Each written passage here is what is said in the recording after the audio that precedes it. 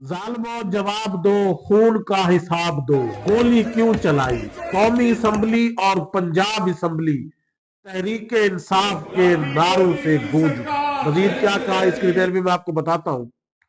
जरदारी और बिलावल साहब, आपको शर्म आनी चाहिए, शर्म से डूब मरना चाहिए कि आपके चेयरमैन की बात कोई नहीं मान रहा।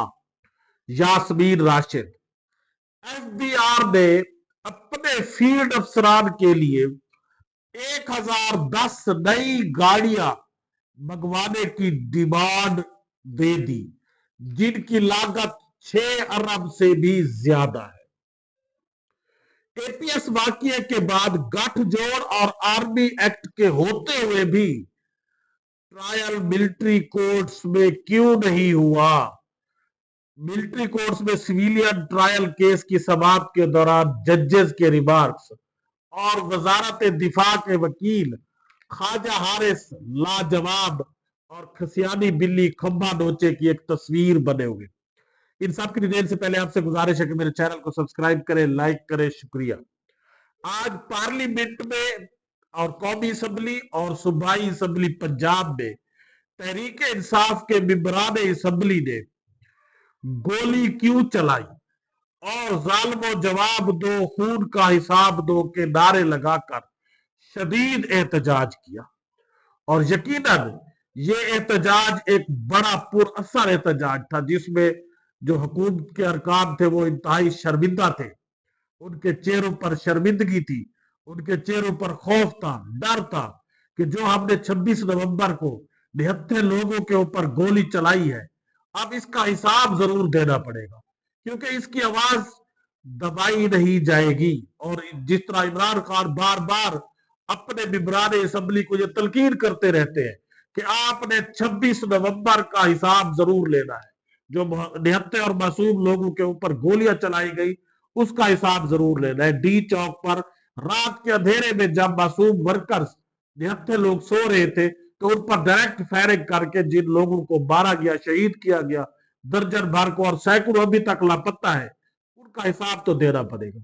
और आज कौमी असम्बली में भी तहरीक इंसाफ के मेंबरान ने इस पर शदीद एहतजाज किया और पूछा गवर्नमेंट से और स्पीकर साहब से ये कि बताए तो सही कि किसने हुक्म दिया, किसके ऑर्डर पर गोली चलाई, किसने चलाई। यकीनन रियासत को इसका जवाब भी देना पड़ेगा। और एक डेमोक्रेटिक हुकूमत में ऐसा हो ही नहीं सकता कि अगर उसके लोग मरे हो और उनका कोई पर्चा भी ना हो और उनके बारे में कोई इन्वेस्टिगेशन भी ना हो कि कौन इसका जिम्मेदार है। और तहरीक इंसाफ के लोगों ने नारे लगाए, पंफलेट उठाए हुए थे कि हमें हर सूरत में आपको इसका जवाब देना पड़ेगा, कि लाठी गोली की सरकार नहीं चलेगी, नहीं चलेगी। और यकीनन उन नारों में यह भी डर था कि इमरान खान को रिहा करो। और उनमें सबसे बड़ा फोकस गोली क्यों चलाई, जालिमो जवाब दो, खून का हिसाब दो। और यकीनन पंजाब असम्बली में भी एक बहुत बड़ा प्रोटेस्ट हुआ। जो मेंबर प्रोविंशियल असेंबली है, उन्होंने भी इस बात का गवर्नमेंट से ये जवाब मांगा कि हमारे निहत्थे लोगों के ऊपर गोली किसने चलाई, क्यों चलाई। और यकीनन इसका जवाब आज नहीं तो कल जरूर देना पड़ेगा। और इसकी जो आवाज है वो पूरी दुनिया में जो है वो उठाई जा रही है। बरतानवी पार्लियामेंट में, अमेरिकन कांग्रेस में और जितने भी यूरोपियन ममालिक हैं वो सब इस बात पर इंतहाई तशवीश में मुब्तला है कि एक निहत्थे प्रोटेस्टर्स के ऊपर क्यों गोलियां चलाएगी, क्यों उनको मारा गया। क्या पाकिस्तान के अंदर ह्यूमन राइट्स की कोई वैल्यू नहीं है, इंसानी कोई हकूक नहीं है, लोगों के कोई हकूक नहीं है, उनको कीड़े मकोड़े समझकर मार दिया जाता रहेगा और कोई पूछने वाला भी नहीं होगा कि किसने मारा, कौन इसका जवाब दे होगा। और यकीनन बरतानिया में भी एक बहुत बड़ा डेलीगेशन आज इस पर बात कर रहा था और यकीनन इस पर इनको जवाब देना पड़ेगा। और ये इमरान खान भी बार बार इस बात पर फोकस कर रहे हैं कि आपको जो मेरे मेंबरान असम्बली है उनको बार बार इस चीज का हिसाब लेना पड़ेगा, इनसे पूछना पड़ेगा और इसको आवाज उठानी पड़ेगी हर फोरम पर, ह्यूमन राइट्स ऑर्गेनाइजेशंस के पास, कि क्यों इन निहत्थे और मासूम लोगों को मारा गया। उसके बाद आई यास्मीन राशिद, जब अपनी पेशी पर आई अदालत के अंदर तो उन्होंने मीडिया से बात करते हुए कहा कि जरदारी और बिलावल को शर्म आनी चाहिए कि उनके चेयरमैन की कोई बात ही नहीं मान रहा। वो एजाज चौधरी सेनेटर के प्रोडक्शन ऑर्डर जारी करते हैं, लेकिन कोर्ट लखपत जेल का सुप्रीडेंट उनकी बात मानने से इनकार कर देता है और उनको वहां नहीं आने देता। तो इस तरह से फिर चेयरमैन सेनेट की कोई औकात ही नहीं है। एक सुप्रीडेंट जो कोर्ट लखपत जेल है, अगर वो चेयरमैन सेनेट से बड़ा है तो फिर यूसुफ रजा गिलानी को तो सुप्रीडेंट जेल लगना चाहिए था बजाय चेयरमैन सेनेट लगने के। और यकीनन ये इंतहाई शर्मसारी की बात है पूरी पार्टी के लिए कि उनके चेयरमैन सेनेट ने प्रोडक्शन ऑर्डर जारी किए, लेकिन सुप्रीडेंट कोर्ट लखपत जेल ने उन ऑर्डर को मानने से इनकार कर दिया, क्योंकि ये फॉर्म 47 की हुकूमत है, इनकी कोई औकात ही नहीं है। और ये अगर कोई ऑर्डर जारी भी करते हैं तो इनको अपने अब्बू से पहले पूछना चाहिए कि हम ऑर्डर जारी करें या ना करें, ताकि बाद में कोई सुबकी ना हो। इस तरह से सिर्फ इनके हिस्से में शर्मसारी ही आती है। और यास्मीन राशिद, उमर सरफराज चीमा, महमूद रशीद, इजाज चौधरी, ये वो लोग हैं जो पार्टी का सरमाया है और ये डट गए। इन पर जितना जुल्म सितम किया गया, इनको जेलों में रखा गया, बार बार जमानतों के बावजूद रिहा नहीं किया गया, बार बार झूठे मुकदमात बनाए गए, लेकिन इन्होंने ना तो प्रेस कॉन्फ्रेंस की, ना ये डरे हैं, ना ये झुके हैं। ये जब भी अदालत में पेशी पर आते हैं तो इन आज भी यास्मीन राशिद ने जो चादर लिपेटी हुई थी, ओढ़ी हुई थी, उस पर भी इमरान खान की तस्वीर थी, जिससे ये साबित होता है कि आप उनको नहीं डरा सकते, आप उनको नहीं झुका सकते। वो जिस तरह इमरान खान के साथ पहले दिन खड़े थे, आज भी उसी तरह खड़े हैं और आपके जुल्म सितम और जेलों से ये लोग डरने वाले नहीं है। उसके बाद पाकिस्तान के फेडरल बोर्ड ऑफ रेवेन्यू ने अपने फील्ड अफसरान के लिए 1010 ब्रांड न्यू गाड़ियां खरीदने की डिमांड दे दी है और उन्होंने कंपनी को उसका लेटर ऑफ एग्रीमेंट भी लिख दिया है कि आप इतने इस माह में इतनी गाड़ियां देंगे। जनवरी से मई तक उन्होंने 1010 गाड़ियां जो है वो डिलीवर कर दी है और गाड़ियों की लागत 6 अरब से भी ज्यादा बताई जा रही है और ये गाड़ियां फील्ड अफसरान को दी जाएगी। यानी पाकिस्तान के ये जो एफबीआर जो गरीब मुलाजमीन से, आम लोगों से टैक्स कलेक्ट करता है और उस टैक्स पर ये 6 अरब की गाड़ियां खरीद रहे हैं और दूसरी तरफ कहते हैं कि मुल्क दिवालिया हो रहा है, मुल्क के पास है कुछ नहीं, मुल्क भूखा है। लेकिन इन अफसरान की अयाशियां खत्म नहीं हो रही। इनके पास पहले भी हजारों गाड़ियां होंगी, सैकड़ों गाड़ियां होंगी, अब ये 1000 नई ब्रांड न्यू गाड़ियां मंगवा रहे हैं और फिर सालाना इन्हीं 1000 गाड़ियों के ऊपर करोड़ों अरबों रुपए का फ्यूल खर्च होगा, मेंटेनेंस खर्च होगा। तो यकीनन पाकिस्तान का जो टैक्स कलेक्शन होगी, जो गरीब मुलाजमीन से, आम लोगों से, बड़े लोग तो इनको पहले ही टैक्स नहीं देते, जो आम गरीब लोग और मुलाजमीन इनको टैक्स देते हैं, उनके टैक्स की बड़ी अमाउंट इन एफबीआर की गाड़ियां खरीदने पर और उन गाड़ियों की मेंटेनेंस और पेट्रोल वगैरह पर खर्च होगी। और वो मुल्क जो एक एक रुपए की भीख मांगता है, जिसका वजीर आजम कहता है कि हम भिखारी है, दुनिया के किसी मुल्क में, अमीर तरीन मुल्क में भी चले जाए, उसके एफबीआर ने भी कभी बैक वक्त 1000 गाड़ियों की डिमांड नहीं भेजी होगी। लेकिन एक गरीब तरीन मुल्क जो अपने, जिसका वजीर आजम अपने आप को भिखारी कहता है, वो उन्होंने डायरेक्ट 1010 ब्रांड न्यू गाड़ियां खरीदने की डिमांड दे दी है।